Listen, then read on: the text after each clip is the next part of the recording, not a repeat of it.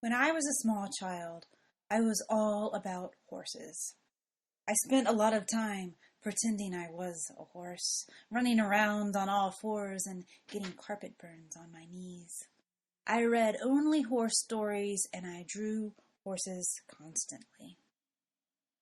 In fourth grade, I was cast in a school play as the tortoise. This was some excellent casting on the part of my school teacher. See, I haven't even finished this drawing. And when I was in my 20s, the pileated woodpecker flew into my life and into my dreams with such potency that I was changed. These animals make up a part of who I am. They live in my inner world and they speak to me.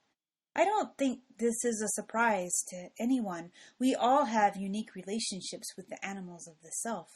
They help us break out of the confines of our humanness.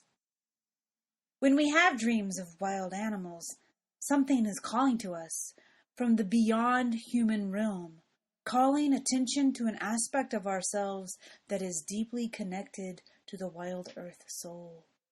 The wild animals that live in our psyche are awake and they have things to say. But I think there is an even deeper story happening here. Our inner world is not a vacuum. It is an entire ecosystem, just like the outer world, and the wild animals within us are essential to the ecology of our spirits. We are all entangled, even on the inside. I want to share 3 poems about this entanglement. Poems that explore what gifts wild animals might bring us. The first is titled Co-Evolution. They tore me down to my bones. Look, I was glad to be rid of the stuff. I needed a remaking, new organs, new flesh. All the old stories had settled into my body and were making me sick. I did not expect to give up my humanity, but what can you expect when you give yourself to a pack of wolves? They sang over what was left of me, just bones really, but still pink and soft. They howled over what was left of me and made me into something else entirely, not quite wolf and not quite woman. They sang over me and filled me with their story, a far older story than the apple I ate. Don't you remember how we became allies way back through all the ages? Nowadays they call it co-evolution. They are a little bit right, but as usual miss the meat of the story, the feast we shared of spirits, how one became the other and remade the story of the world. I wrote this next poem after a bluebird had flown down my stovepipe, through a fire, and into my house. Epiphany.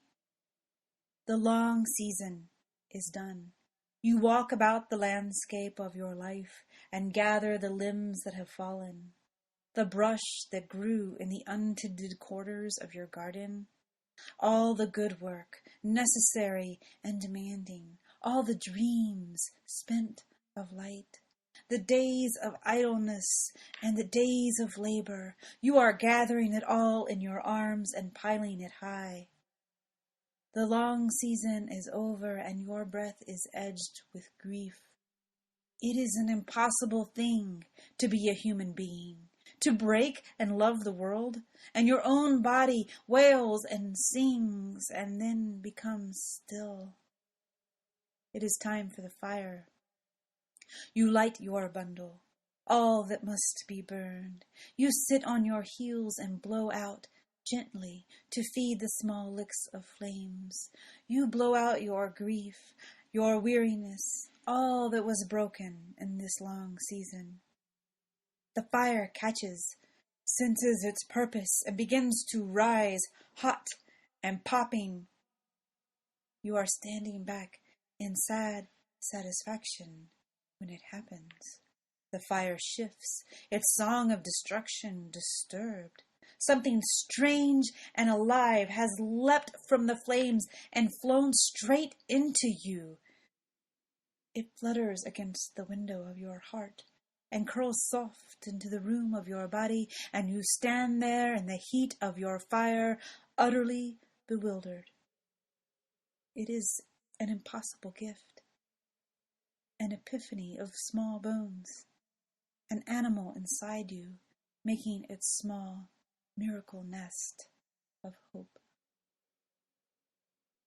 And this last poem is about death, about our last moment in our bodies, and how the wild animals can carry us over if we left them. It's titled Last Breath. The swans are thundering the air into confusion, with wings as great as drums, yet silk and quills the same. They fill the room, the swans, and thunder the breath in your body into confusion. Oh, where to go now, you ask in the tumult of wings and thunder and white.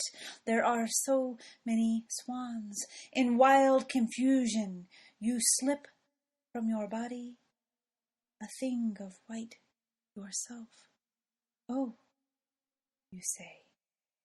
Oh.